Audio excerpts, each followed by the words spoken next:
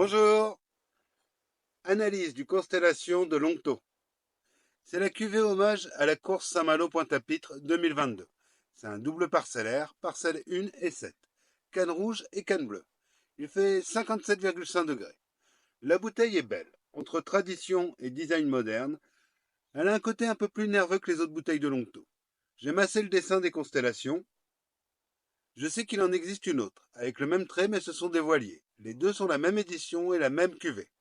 En alpha, au premier contact, c'est la canne fraîche qui ouvre, puis vient le sucre et le poivre blanc. Il a aussi des notes de feuillage, de citron, de mangue, des minérales et il a aussi une très subtile de fumée.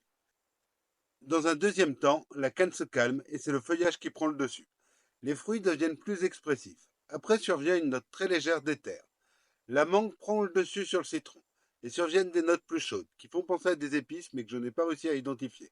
L'aspect canne fraîche fusionne avec le sucre pour donner un goût de sucre de canne très marqué.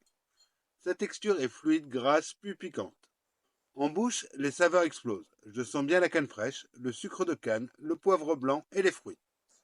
On a la même évolution que pour les odeurs. Au début, il semble frais, puis il devient chaud.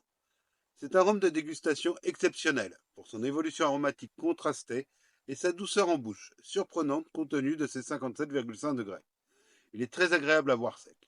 Je pense qu'il fait un très bon petit punch. Et en cocktail, pour l'avoir essayé, il est excellent. Par contre, il est tellement bon nature que c'est un peu dommage. Cela fait plus d'un an que j'ai ouvert cette bouteille. Au moment de son ouverture, j'avais trouvé les notes de feuillage plus expressives, mais c'était peut-être mes habitudes de dégustation. J'avais trouvé des notes de fenouil que je n'ai pas senties. Il ne me semble ni oxydé ni amoindri. J'ai gardé la bouteille à l'abri de la lumière directe, éloignée de sources de chaleur. Pour avoir fait l'expérience sur d'autres bouteilles, je ne trouve pas l'ajout de billes pertinent. Et c'est plutôt contraignant à utiliser. Gloire et louange au rhum de la Guadeloupe. Au revoir et à la prochaine, j'espère.